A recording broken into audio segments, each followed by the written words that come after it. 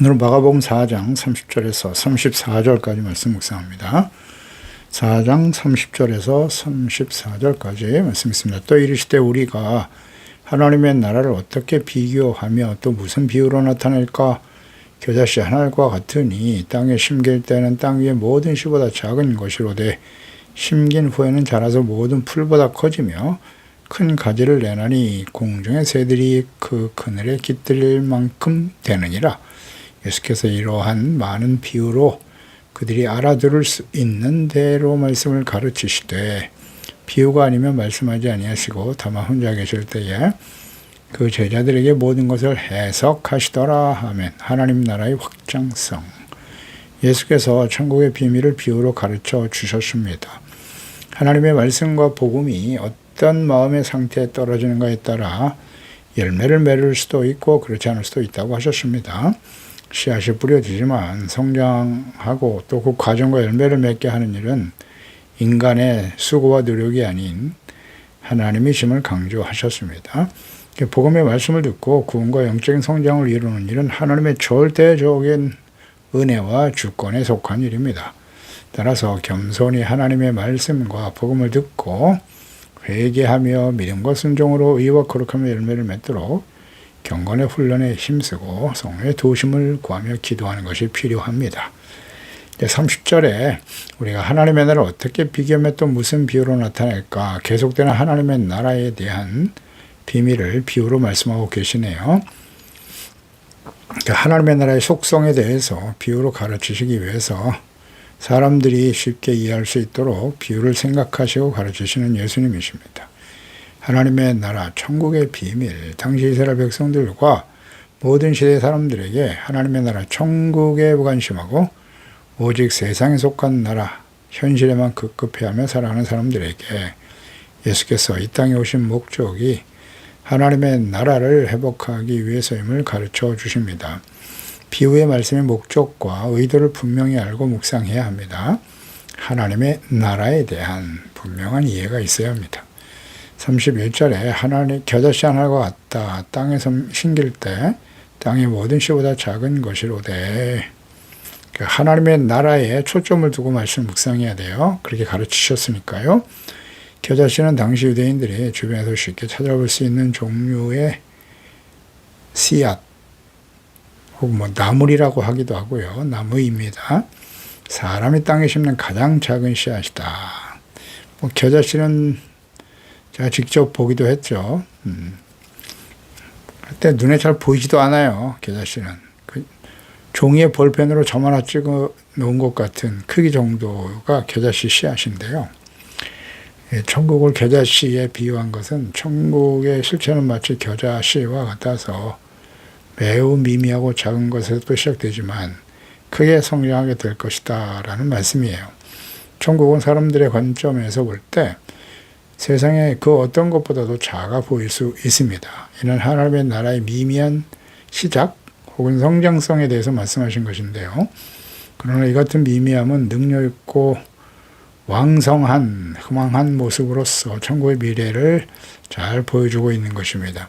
겨자씨의 생명력과 넘치는 본질을 이해할 수 있는 것이죠. 땅 위의 씨 중에 가장 작은 겨자씨 하나가 땅에 심겨지는 것이 곧 천국의 시작과 같다라는 것입니다. 예수께서 선행절에서 씨 뿌리는 비유, 작은 싹에서 시작해서 충실한 열매를 맺는 모든 과정을 비유로 말씀하시면서 성장하는 그 모든 과정을 하나님께서 직접 관여하심을 가르쳐 주셨습니다. 천국을 씨와 열매로 설명하시면서 농부가 씨를 뿌리는 그 씨가 매우 작은 겨자씨와 같다. 씨는 이 땅에 심겨진 하나님의 아들 예수 그리스도가 복음의 말씀이라고 하셨죠. 예수께서는 하나님의 아들 그리스도이시지만 아무도 그에 관심을 갖지 않았습니다. 갈릴리 나사렛에서 성장한 시골 청년이신 예수님, 지극히 미약한 존재이셨습니다. 실제로 낮고 천한 모습으로 이 땅에 오실 것이라고 이사야 선지를 통해서 예언하셨죠. 53장 1절 이하에 보면 우리가 전한 것을 누가 믿었느냐? 여호와의 팔이 누구에게 나타났느냐?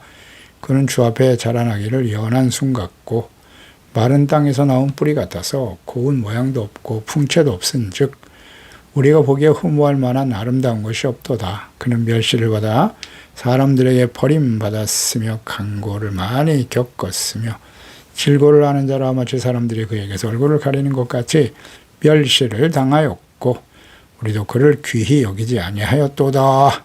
이렇게 예언하셨죠. 낮고 천한 모습으로 오실 그리스도 메시아에 대한 모습을 예언하신 것입니다.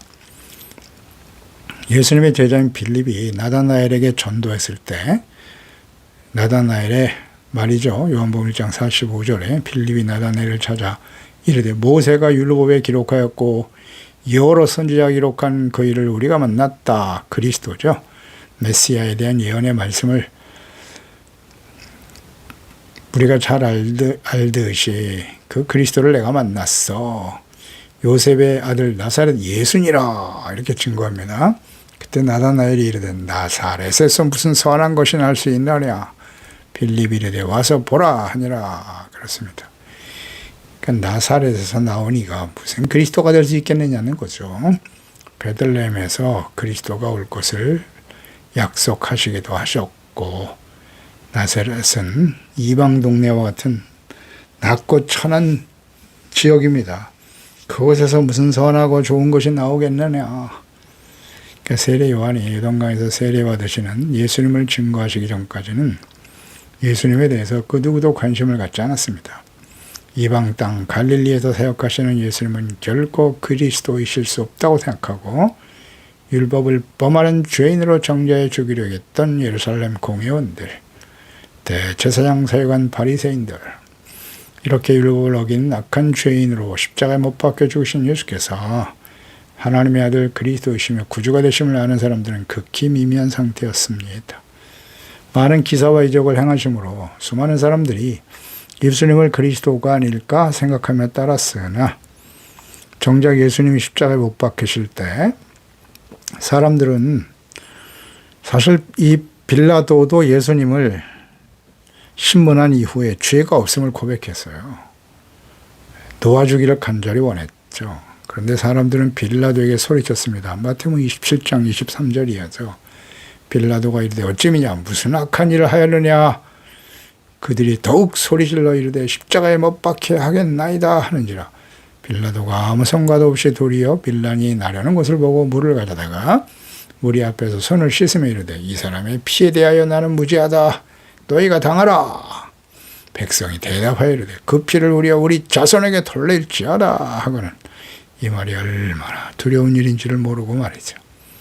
이들이 고백한 대로 죄 없으신 예수님을 십자가에 못 박은 유대인들은 AD 70년이죠. 로마에서 완전히 예루살렘과 이스라엘은 멸망을 당하고 온 세상에 흩어져 2000년 동안 난민이 되어 혐오의 대상이 되어 살아가게 됩니다. 예수께서 부르시고 함께 따랐던 제자들마저도 예수님을 버리고 다 도망쳤습니다. 이렇게 예수께서는 작은 겨자씨와 같이 홀로 십자가를 지시고 죽으셨으나 하나님께서 그를 죽은 자 가운데서 다시 살려내셨고 부활하여 제자들에게 보이셨고 구원을 온전히 이루시고 하나님께로 가셨습니다.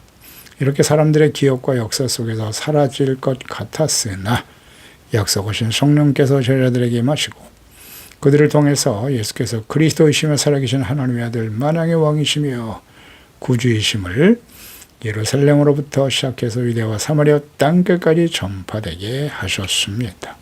그러니까 겨자씨와 같은 예수 그리스도와 천국 복음은 작은 하나리 겨자씨와 같이 시작되지만 모든 민족에게 증언되고 전파되었습니다. 2000년이 지난 이때에 이방인 중에 이방인인 우리들에게까지 복음이 전파되고 우리가 믿어 구원을 받게 된 것입니다. 우리가 이 말씀의 증인들이지요. 32절에 숨긴 후에 자라서 모든 풀보다 커지며 큰 가지를 낸다. 공중의 새들이 그 그늘에 깃들일 만큼 되느니라 그랬습니다. 겨자씨는 눈에 보이지 않을 정도로 작은 것이지만 심겨지면 크게 자라서 새들이 앉을 정도로 성장하게 됩니다. 자라서 큰 가지를 낸다.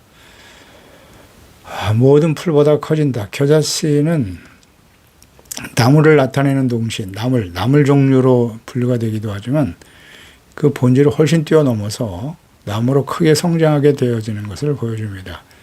겨자씨는 그 실체가 나물 푸성기이지만 자라면 키가 3, 4m, 심지어 7m까지 자라는 경우도 있어요. 크게 성장하고 그 줄기의 굵기가 사람 팔뚝만큼 자라 나는 모습을 보게 됩니다. 라스팔마스에서 종종 확인할 수 있었던 건데요. 그곳에도 겨자나무가 굉장히 많죠. 겨자씨. 우리가 그 모습을 보면 풀이 아니에요. 나무입니다. 나무.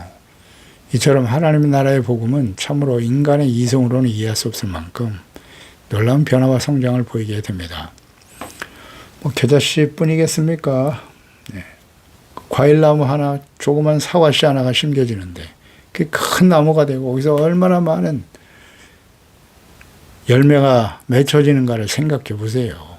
어떻게 이해할 수 있겠습니까? 하나님이 그 작은 씨 안에 심어놓은 그 생명이 말입니다. 이 하나님의 놀라운 역사 아니겠습니까? 이거 우리가 도저히 이해할 수 없는 거죠. 그 생명의 신비는. 이와 같이 하나님의 나라도 예수 그리스도가 이 땅에 그 한 분이 심겨졌을 뿐인데 온 세상에 수많은 사람들이 복음을 듣고 구원받는 역사가 일어나게 되더라 하는 것입니다. 하나님의 나라의 폭발적인 확장성과 현재와 미래의 대조적인 모습을 잘 보여주고 있죠. 가장 작은 것으로 시작해서 크게 성장하게 된다는 의미예요.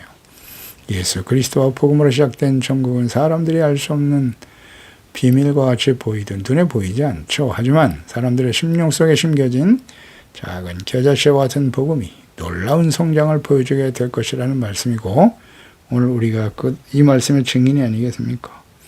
우리의 심령 속에 심겨진 이 생명의 씨앗이 우리의 삶을 어떻게 놀랍게 변화시켜주고 있는지 복음의 말씀이 떨어진 사도 바울을 통해서 복음이 떨어지니까 로마가 변화되고 유럽과 아시아가 변화되고 말이죠. 온 세상의 복음이 전파되고 증거되는 놀라운 역사가 일어나지 않았습니까? 예수님의 12명의 제자들은 모두 다 예수님과 같이 순교를 당했어요.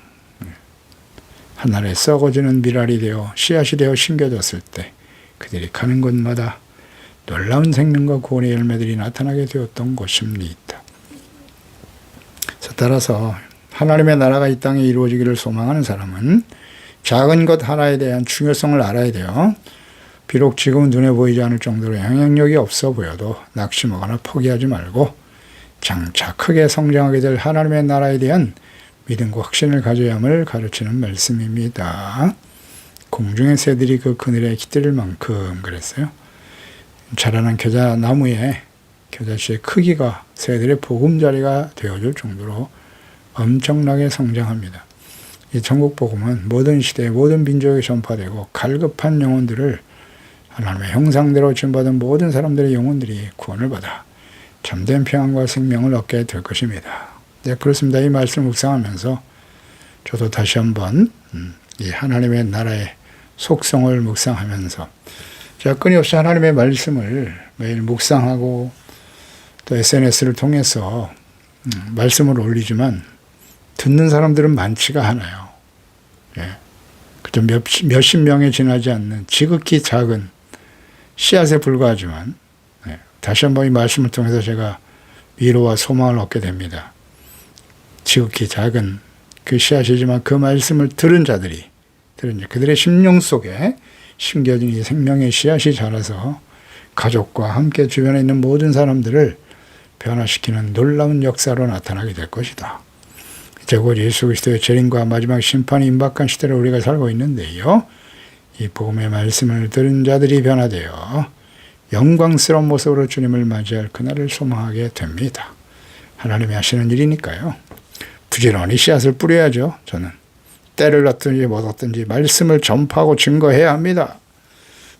계속 할 것입니다. 주님 앞에 서는 그날까지요. 그렇습니다. 하나님의 나라는 놀라운 확장성을 가지고 있다. 이 시대가 복음이 온 세상에 전파된 것처럼 보이지만 지금 우리나라만 해도 전 세계에서 말이죠. 가장 복음의 영향력이 크고 세계에서 가장 큰 교회들이 한국에 있다고 자랑합니다만은 교회들은 점점 부패하고 세속화되어져 가고 있고 예수 그리스도를 진심으로 믿는 자들을 찾기가 정말 어려운 곳이에요. 뭐 수치상으로 보면은 뭐 개신교인들이 최소한 10% 이상은 될 것이다. 15% 이상이라고 나옵니다만 진정 거듭난 하나님의 자녀들이 얼마나 있을까요? 예. 찾아보기 쉽지 않아요. 그래도 끊임없이 하나님의 말씀을 전하고 증거해야 되는 것입니다. 33절에 예수께서 이러한 많은 비유로 그들이 알아들을 수 있는 대로 가르치셨다. 그러니까 예수께서 천국의 비밀, 속성에 대해서 비유를 들어 무리들을 향해 말씀을 가르치셨는데요. 이는 하나님의 나라를 전파하실 때 사용하시는 방법 중에 가장 탁월한 방법이셨습니다. 실로 예수께서는 전국 하나님의 나라 비밀, 진리를 비유로 말씀하심으로써 우리들이 쉽게 이해하고 믿을 수 있게 하신 것이죠. 즉 비유는 일상생활의 관습이나 자연현상 등을 예로 들어 전하심으로써 그 말씀의 요지를 쉽게 이해할 수 있게 하셨습니다. 이는 듣는 자들의 사고를 자극하고 영적인 지각력을 일깨워주는 은혜로운 진리의 전달 수단이었던 것입니다. 34절에 비유가 아니면 말씀하지 않으셨다. 혼자 계실 때는 제자들에게 모든 것을 해석하시더라. 그러니까 제자들에게 비유의 의미를 자세하게 가르쳐 주셨습니다. 왜냐하면 제자들은 예수 그리스도의 증인이 되어야 될 사람들이거든요. 그러니까 예수님께서 하신 그 말씀에 대한 분명한 이해, 하나님의 뜻이 무엇인가에 대해서 자세히 해석하여 가르쳐 주셨습니다. 그래서 이렇게 자세하게 성령의 충만을 받은 제자들이요, 주님께서 말씀하시고 해석하신 그 내용을 그대로 복음서에 기록하여 성경이 되게 하신 겁니다. 해석하여 주셨다. 그렇습니다. 하나님의 말씀은 예수께서 해석하신 그대로 이해하고 받아들이고 가르치면 되는 거예요. 또 다른 해석이 필요하지 않아요. 더하거나 빼면 안 됩니다. 이 비유를 이해하기 위해서 제자들조차도 예수님의 그 겁되는 설명과 상세한 해설이 필요했던 것이죠. 그러니까 이 비유는 듣는 이의 입장에 있어서는 알아들을 수 있는 대로 그랬잖아요. 알아들을 수 있는 대로 듣는 이의 영적 이해력과 진리에 대한 이해력 여부에 따라 쉽게 또는 어렵게 여겨질 수도 있겠지만 예수님께서는 이해를 돕기 위해서 제자들에게 그 의미를 구체적으로 쉽게 해석하여 알게 하신 것입니다. 그래서 비유의 말씀은 다시 한번 강조합니다. 예수께서 해석해 주신 그대로 이해하고 믿으면 됩니다. 어렵지 않아요. 예수께서 해석하신 것에 더하거나 절대 뺄 수 없습니다. 절대 그래서는 안 돼요. 성령으로 거듭난 하나님의 자녀들에게는 결코 이해하기 어려운 말씀이거나 무슨 특별한 지혜와 은사와 능력을 가진 자들만이 해석하고 가르치는 것이 아니다. 그게 필요하지 않아요. 그래서 언제나 성령의 인도하심을 따라 거듭난 하나님의 자녀들이 주님의 말씀을 묵상하고 누구든지 깨닫고 순종하고 삶에 적용하여 열매를 맺어 하나님의 나라가 그 심겨진 말씀을 통해서 복음을 통해서 우리의 심령 속에 나라가 임하는 것이고 그런 사람들이 속한 가정과 가족 또 교회와 이 땅에 하나님의 나라가 확장되어져 가는 것입니다. 기도하겠습니다. 하나님 아버지, 하나님의 나라에 대해서 천국의 비밀에 대해서 예수께서 말씀하시고 가르쳐 주십니다. 작은 겨자씨 하나과 같다.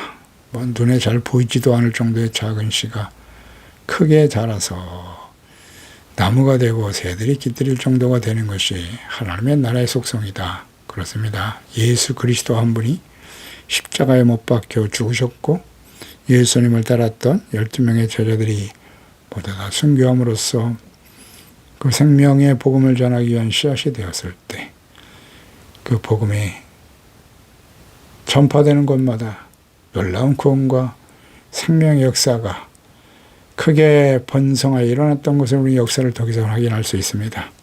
2000년 후에 이방인 중인 이방인인 우리가 이 예수 그리스도의 복음을 듣고 구원받게 되었다는 것은 이 하나님의 나라 천국의 비밀이었던 것임을 우리는 분명히 깨닫고 증인이 된 사람들이 아니겠습니까? 우리의 심령 속에 하나님의 말씀, 복음의 말씀이 심겨지고 우리를 통해서 소중한 우리의 가족들, 우리의 함께하는 주변의 모든 사람들이 진정 예수 그리스도를 알고 믿어 생명과 구원을 얻어 하나님의 다스림을 받는 거룩한 하나님의 자녀 백성들이 이 세상에 가득하게 도와 주시옵소서. 예수님의 이름으로 기도드리옵나이다. 아멘.